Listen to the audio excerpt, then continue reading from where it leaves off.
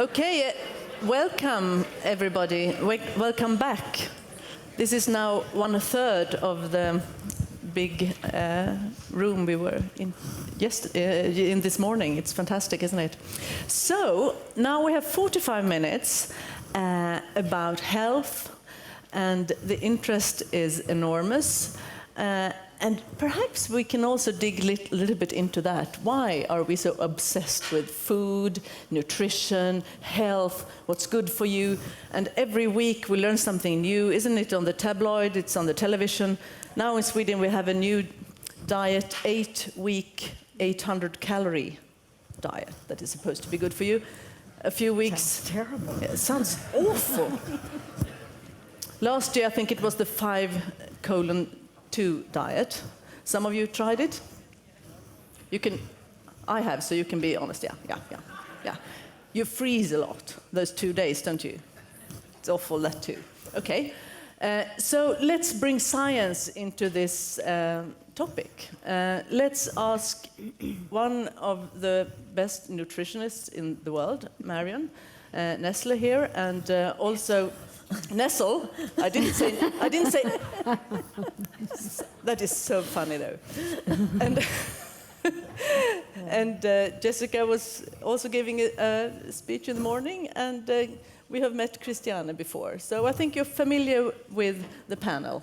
And I will warm them up for a few minutes, and then I will ask for questions by you. So please prepare some good questions for this knowledgeable panel. Okay, so good afternoon, everybody. Yeah. So please, Marion, can I start with you?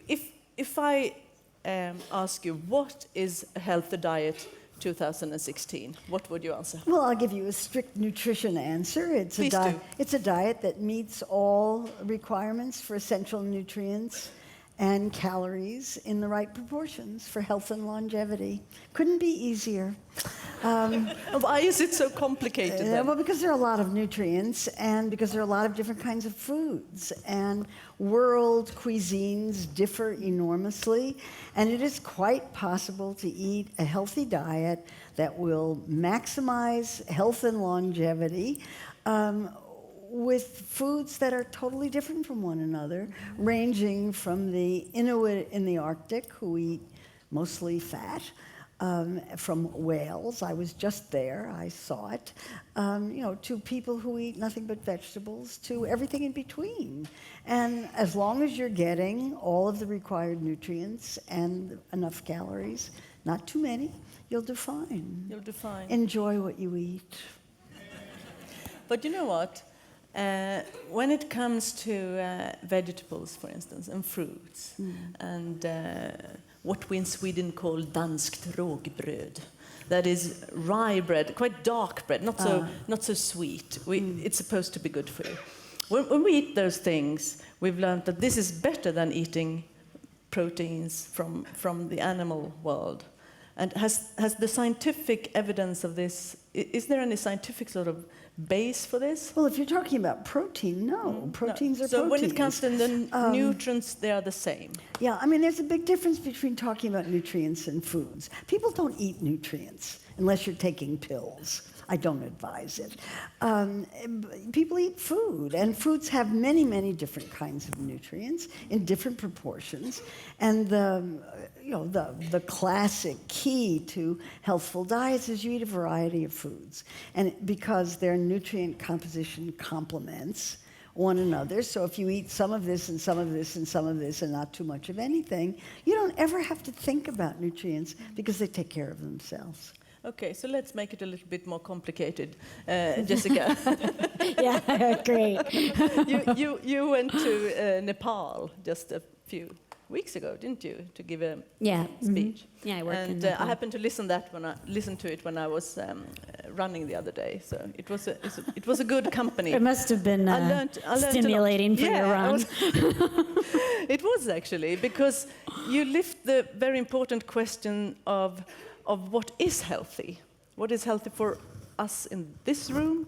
What is healthy for for people that you meet a lot, that's low-income, post-conflict countries, and so on. Would you like to tell us a little bit more about your views?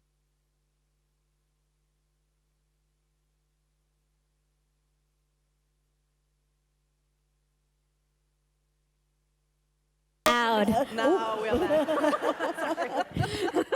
You are. Welcome to Stockholm. Here we trust on technique. Yes. No, I mean, Marion's exactly right.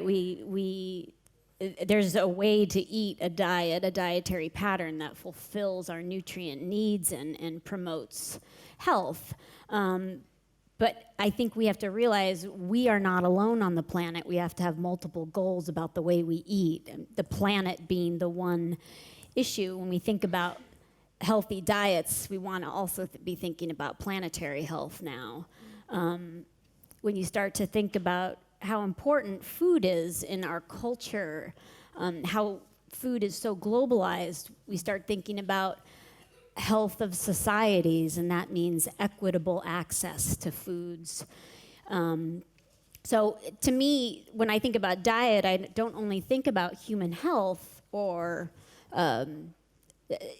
promoting and ensuring that we meet our nutrient requirements, but we're thinking about planetary health, we're thinking about economic health, we're thinking about socio-cultural health. So I think about it as a multidimensional issue. I know Marion does as well, but she gave you the answer that you asked for. But I think we need to start thinking about the way we eat and how it affects multiple issues of our society, not just our own health, but so how we eat aspects. rather than what we eat also becomes important. Yeah.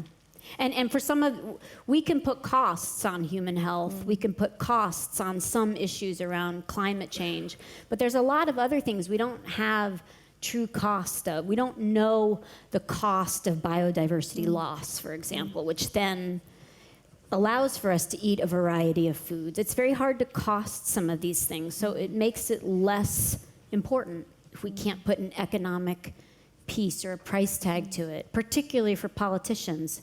They don't see an economic cost to these things. It's very hard to then push them to change. So we know some of the costs of human health, but even that, it's a guessing game on the obesity.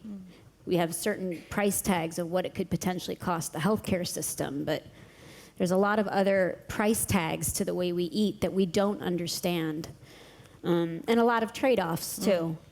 Even healthy diets, we know that the Mediterranean diet, while healthy, that Mediterranean diet can't be olive oil, the major staple of the Mediterranean diet, that can't really be grown in California. We know there's a huge water footprint issue. It can be grown in Puglia, Italy, where I'm from, but it can't be grown in California. We have water constraints there. So we need to start thinking about what's a healthy diet, which the Mediterranean is, but there could be potential trade-offs to the planet or to animal welfare. When Johan Rockström talked this morning, that it is also possible from a scientific point of view to find a way of doing this. I thought it was a bit optimistic, the way he put it, but in that case we need to find the synergies. We need to find the sort of food on our plate that is both good for us and the rest of the planet, and also alongside it, a sustainable solution for it. So it becomes immediately very much complicated than just going to the shop. Christiane, I know that you are very interested in cooking and inviting your friends. We heard that in the morning. And why do you think it has become sort of so attached with emotions, this thing with inviting people over? But why is it so sensitive in a way, what we eat? Do you think it's new that this is? I think it's probably rather decaying. I try to encourage my colleagues and friends to do more invitations, because I think in Germany, at least culturally, it has been much more frequent that you invite people. And also the family meals, that they were together, lunch and evening meals. The family sat together, and now I think in many cases people just grab a sandwich and eat it in a corner and don't talk anymore. But isn't it also the case that when we invite, the ambition level is sort of quite it's also, high. I mean, when you eat together or you prepare a meal, you take more care when it's for more people. I mean, I notice this by myself. When I cook for myself, it's very, very simple. It's just a potato or something, you know. But when What I was cook, it? A potato? well, a potato and some salad or some, a bit of vegetables, and not, I mean, no more dishes. No but fuss. when I invite people, it's a soup and it's a salad and it's a main course and it's a nice dessert and some cheese or something like that.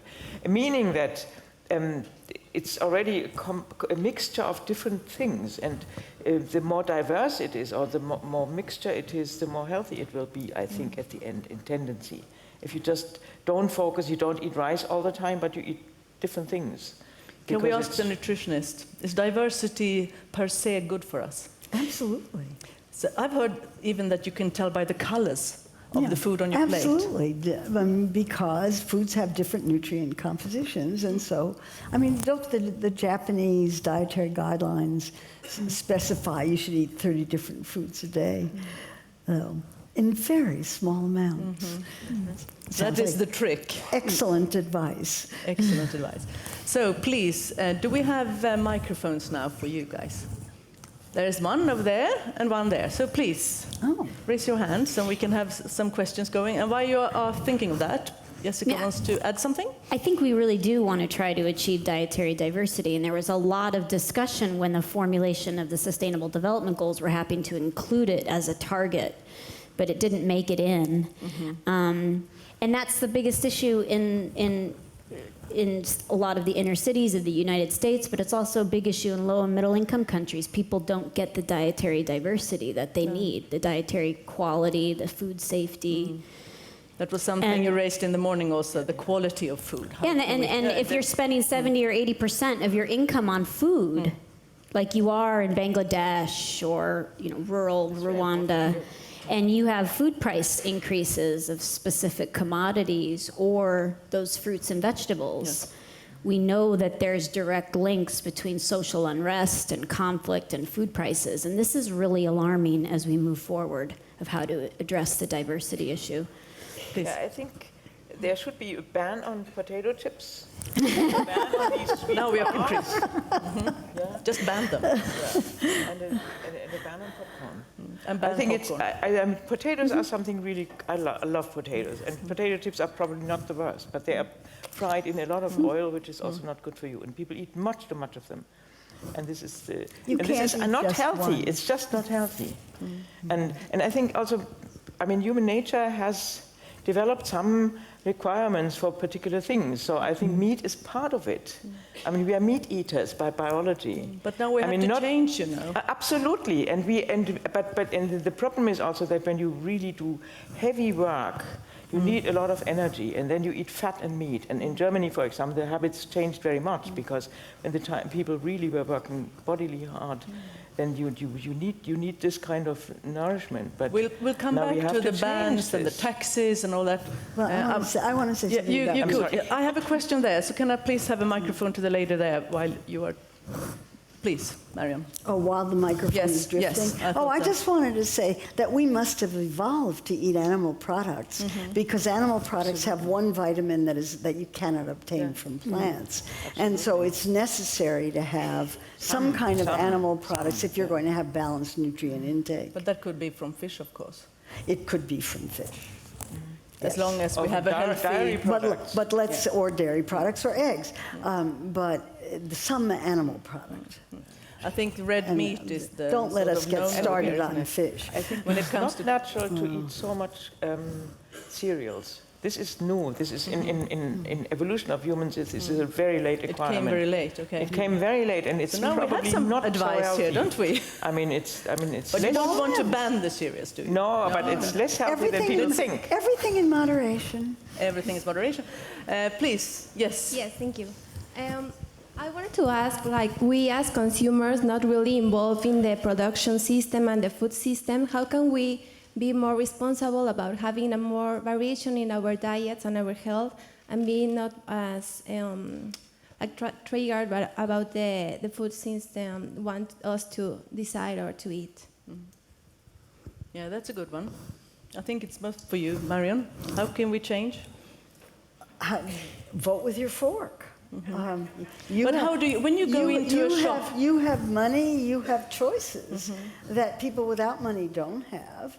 And every time you make a choice of a food, you are making an economic decision about what you're going to be buying. And if you don't think that the food products that are heavily marketed should be purchased, don't purchase them. And make sure that the institutions around you don't either. Makes a big difference. I know that you have a good tip when you enter a supermarket.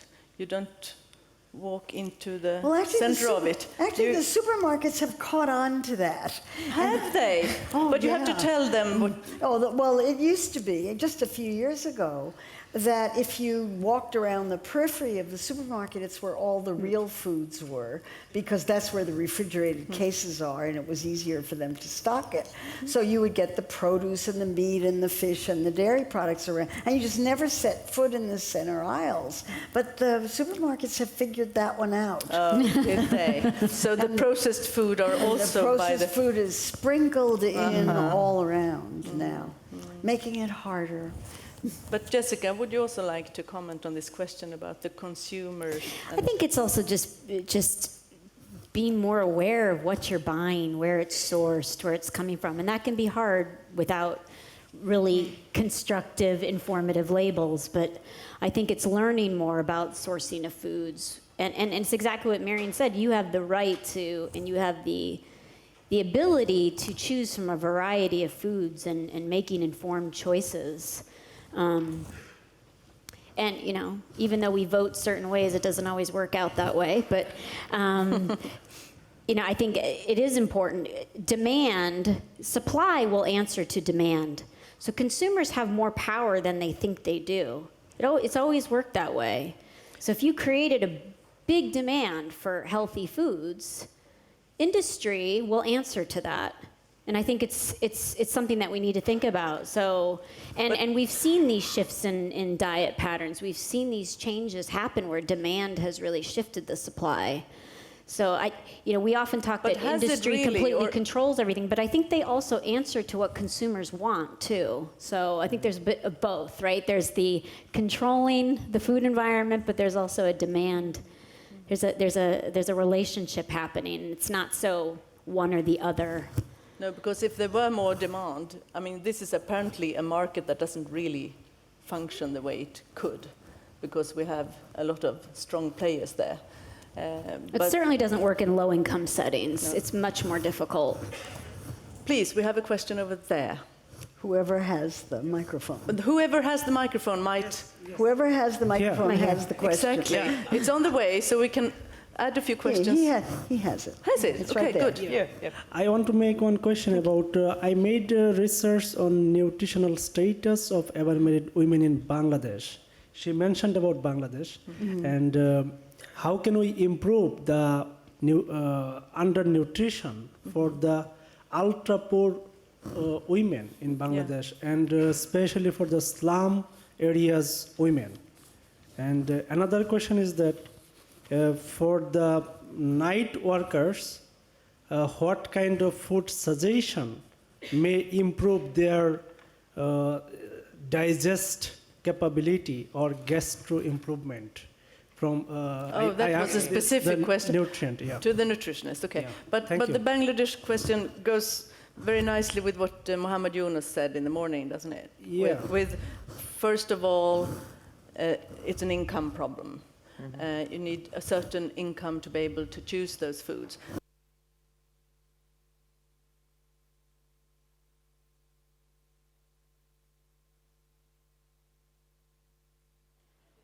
With women, there needs to be much more of a focus on empowerment. We know that in rural areas all over the world, women are leading in agriculture. So how do we ensure that they don't have a huge work and time burden, but at the same time have support services?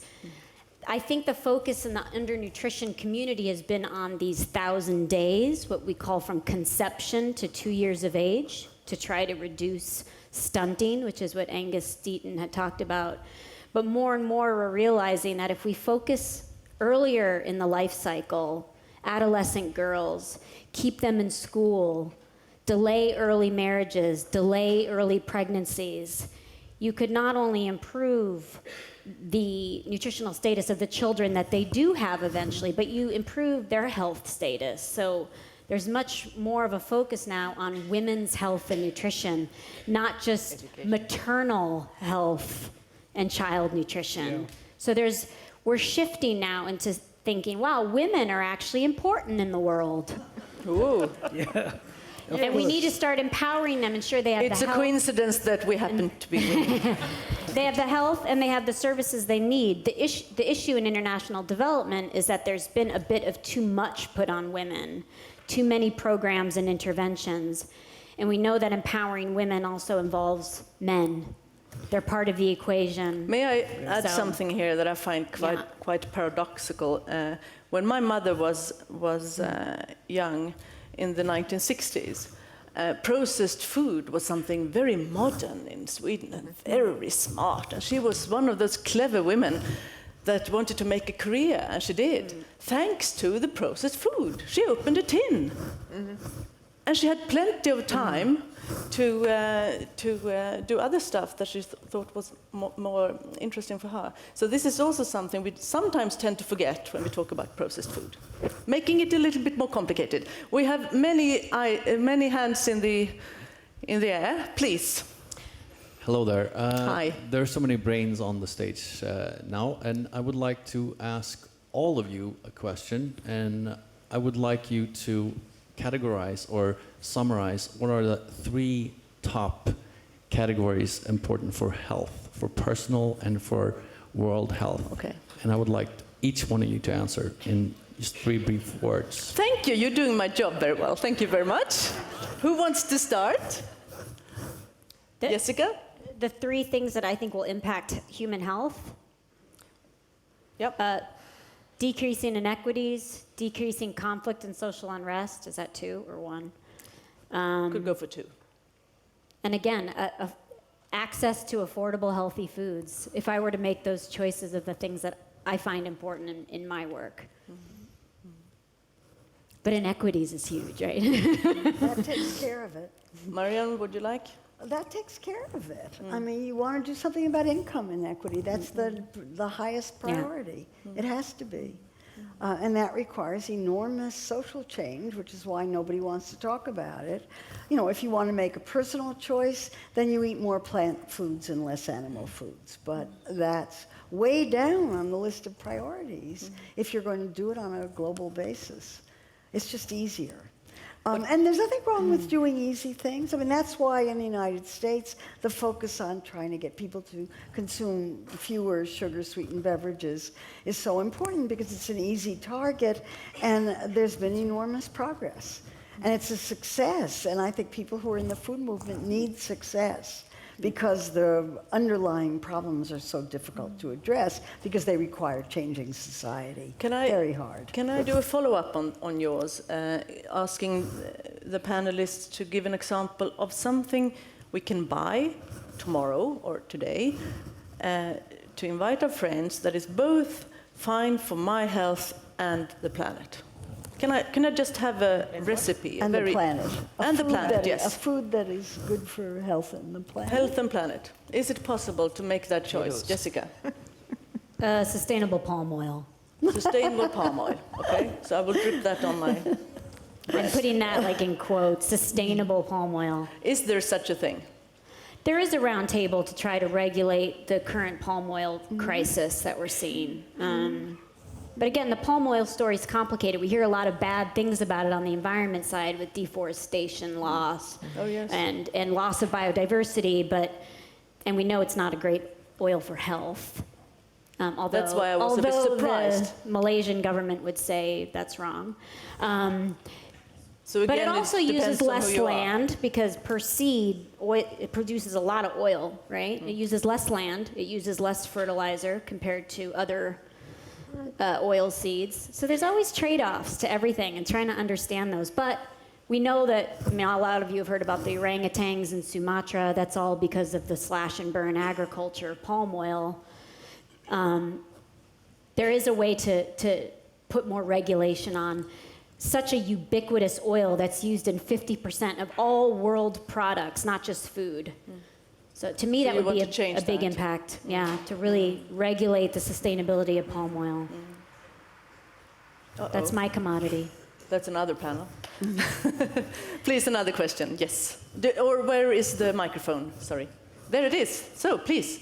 Hello. So I would like to ask the panel, what, in your opinion, is the best way to educate people about how to basically cook healthy food?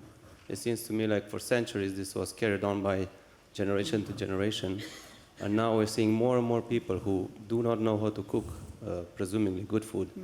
And since the parents cannot teach the kids, what could be, how do we address this challenge? Well, that leaves it up to schools, doesn't it? There's no other option. I learned how to cook in school.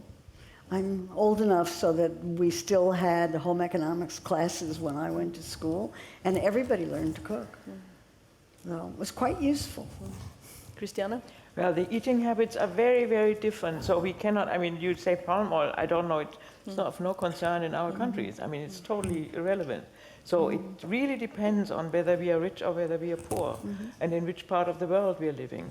And the eating habits in different cultures are so different, and some are not good. Some are not healthy, say.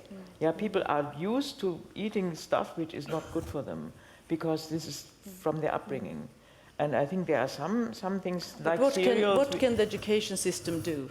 Well, I mean, schools, of course, but maybe it's already too late. I mean, I think the moms, I mean, the mothers who do most of the, there must be programs for women who, to learn how to. But also fathers, you know. Fathers, yeah, but they usually don't. Well, it depends on the. It again depends on the culture, how much the so fathers parents care. want to give their children good parents food. must learn what's good for the children, and I think that the eating habits are probably settled with the age of 2, 3 or something like that. Very, very early. Very early on. Very early on. Jessica, could the Sustainable Development Goals be used in the education system with special focus on food, since it's a way in? Johan Rockström was mentioning it this morning, that a way of sort of taking something that is really close to people and go from there to see what is this doing for me, for my family, for my society, for the planet. Yeah, absolutely. I mean, the whole discipline of sustainable development is really starting to come online. Johan Rockström teaches an online course on the planetary boundaries, which is part of sustainable development. SDG 2 is all about agriculture, food, and nutrition, with targets of childhood obesity, flattening, reducing stunting and wasting. So there's key targets in the Sustainable Development Goals that you could use as education to how would you meet those goals we now have 14 years to achieve those goals. But how do we do that? And there's a lot of different, you could teach a whole class on just SDG 2, on hunger and nutrition, and how you would get that from different perspectives, different cultures. True. Because the Sustainable Development Goals are for everyone. It's not just poor countries like the MDGs were. Of course, yeah. Every country has to commit to global. these. Yeah. Good. Thank you. Who has the microphone? There. Thank you. Yes. Okay. Apparently I need to stand up. Please do. Yes. I was wondering, because it feels as though you're putting quite a lot of the responsibility on individuals, about parents teaching their children and also about the individuals keeping informed. At the same time, we have a lot of information, not just about food, that's being bombarded at us every day. We only have 24 hours a day, all of us. That's sort of the only currency we have in common. And I guess what I'm wondering is more, what can we do to ease this for the individuals? How can we make it not only easier to choose by communicating the right information, but who should be doing it and in what way? How much responsibility can we actually put on the individuals? Thank you. Who wants to start that one? That's why I suggested schools. That's an institutional approach. The education has been demonstrably useless in teaching individuals about what to eat. It doesn't work because you make food choices in an environment in which you're bombarded by conflicting information and a huge amount of marketing. Much of the marketing is aimed at confusing the science and leaving people confused. So, you want governments to do policies that are going to make the healthy choice the easy choice and the preferred choice even better, one step more.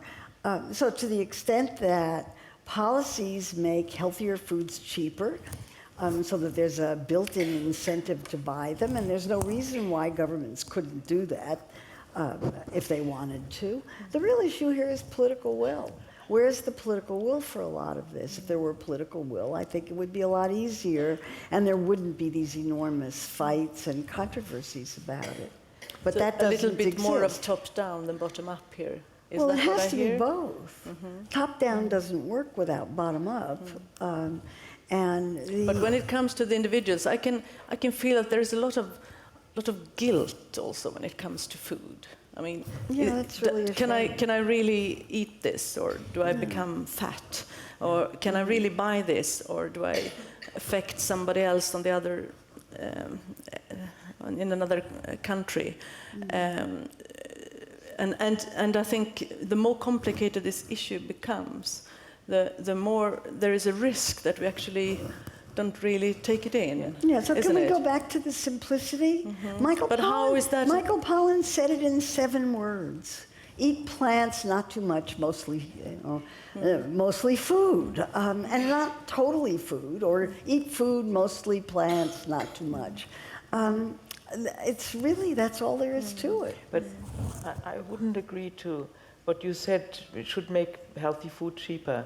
I think we do not pay enough. We do not pay the value of what we eat. No, that's we spend true. So we so had to- little, and the stuff is so cheap, and you cannot really possibly understand how you cheap can it could be. create food which is so cheap as we buy it at the supermarkets. I feel guilty about that.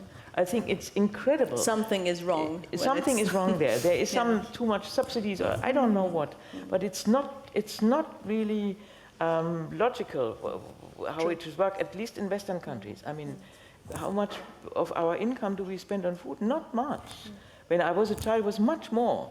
I mean, I remember that our family saved money on food. So we ate usually very much concerned with the prices of the food, which is no longer the case. It's so cheap compared to income. Has And this I also feel really bad about it, and I think we could, also in agriculture, so we could have a lot of improvements if we would be prepared to pay a little bit more for the food and have regulations which allow... so we can trust the producers more the also. producers are under big pressure to make it cheaper. And it's really, I think, just disgusting that you learn that farmers cannot live on the prices they get for their milk, for example, in Germany. And this is Or in the incredible. And then, of course, they do things which they try to save money on, I don't know, maybe So health of their what cows or can be whatever. done? And we are not prepared to pay the price it costs to prepare this type of food. And again, I think in Western cultures, we talk too much about healthiness of the food. The food never has been as healthy as it is now. Food never has been as good as it is now. And it's not just the bioproducts, also the other food we can buy at supermarkets. I mean, if it's not potato chips. But still, but the still the quality of the global- food in general is really, really high standard, and also the health of the people is high standard in Here. here. And it's very the different. from other countries. malnutrition is increasing, although the children mortality is decreasing. Yeah.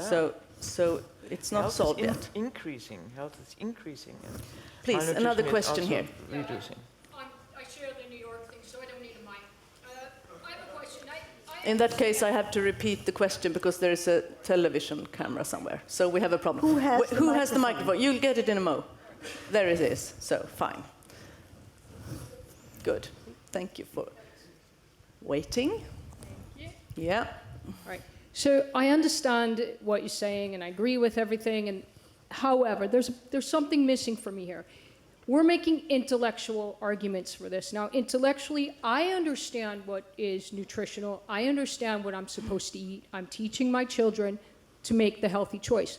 But what's missing for me in this discussion is where is the emotional connection to what we buy, to our purchases, to how we eat? Just because I understand intellectually doesn't mean I never eat junk. I do, right? Because I know that it's an emotional connection. And all across the world, right, we're sharing these emotional connections to food that have nothing to do with how educated we are in healthy choices. So where is the research and what's happening? How do we educate people and to overcome, that's just an emotional connection. Don't buy those sweets, right? What's happening? Because that's what I'm missing. Eating is part of our biology. This is where the emotional connection comes from. If you're hungry, this is really a very unpleasant feeling. So you want to eat, and then food is for everyone. But you could also change the award system of the brand, can't you? The problem is that the food industry, of course, plays on what seems to be attractive. Yes. Sugar is something which is biologically very attractive for children because it's a very quick source of energy. So you cannot teach people not to like sugar because this is our nature. And therefore this is where the industry, of course, builds on. And this is a bit of the problem, and maybe one should have regulations there. I don't know. One way of approaching this question, isn't that what we now call nudging? Trying to decrease the size of the plate, serving the salads before the meat, and so on. So we actually see the good stuff before. And that happens to work quite well. Jessica, you have experienced this, haven't you? I think, again, we have these individual factors and these nudges that we can change behavior a little bit. But I agree with you on the tradition side. Halloween in the United States, we give out candy to kids. It's basically like giving crack cocaine to kids when they come to the door. And that, if someone tries to change that, instead I'm going to give nuts to kids. People just stare at you like, come on. It's once a year. But it's not once a year. A lot of our traditions center around food, birthdays, cakes. When you go into people's offices, they have candy sitting out. There's lots of cultural issues around food and when it's acceptable. I think the nudges are important. We can change now, actually. But I agree that there's the nudges and there's the individual changes of the consumer engaging with the food environment, where they have preferences, they have choices, sometimes very few, sometimes a lot. But then we do have these macro things that need to change, of what Marion was talking about. We need to think about government policies. We need to think about the role of industry. How do we hold them accountable to ensuring that the food system is healthier? Trade. Big issues on trade right now. That's going to really dictate the kind of foods that's moving around the world. So we have these macro issues that we need to deal with, along with these more individual type issues. And as Marion said, it's kind of the top and bottom. We need all of it. And that's what makes working in food systems research so complicated. But I think we need to start addressing the complex and being okay with having lots of solutions and not just one solution. There needs to be a lot of things that we're doing. And people are never comfortable with that. It's easier to focus on a tax or a biofortified crop or, of course, it's easier to do kind of these silver bullet approaches. But we know after 40, 50 years of working in food and nutrition and international development, that's not working. We need to embrace the complexity of the food system. Macro and micro. About the emotional part? You can say something very shortly about the emotional part. Yes, please. Very please shortly. do that. Of course we have an emotional attachment to food. We're putting it in our bodies. It's part of us.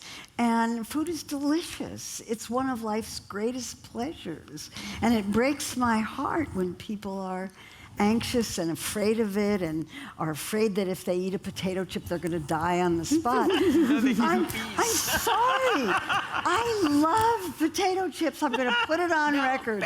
I love potato chips. I am not... But you don't eat many. Of course I don't. If one looks at you. Of course I don't eat many, but when I want them, I want them. And fortunately, I can have them. Thank you very much. As I suspected, this panel has not given any easy or answers or even addressed it the way we hoped for, because we all hope for a single silver bullet, a simple solution, something we can write on a piece of paper and go to the shop or talk to our politicians and so on. What we've learned is that the food system, the food politics, the health problems on Earth, and the problem regarding the planet itself is so interconnected and complicated. So we need a broad approach to this problem.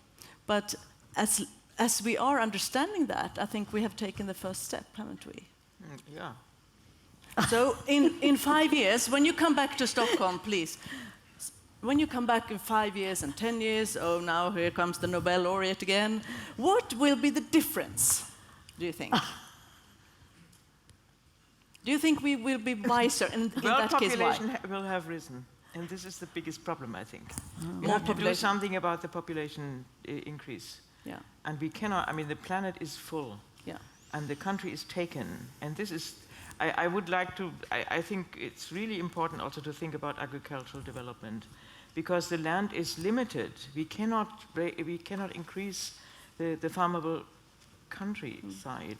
So we have to learn how to, I mean, we have some people this morning said we shouldn't always set on yield, but on quality. I mean, we cannot afford it. Actually, we need the high yields in order to be able to. Well, you know what? I'm optimistic, so I think with all this knowledge we've got now, and with those goals from the UN, we can now look at many of those issues at the same time, and not one by one. Yeah.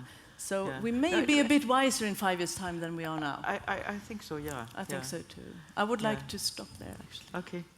Thank you very much, panel, and thank you very much for the audience.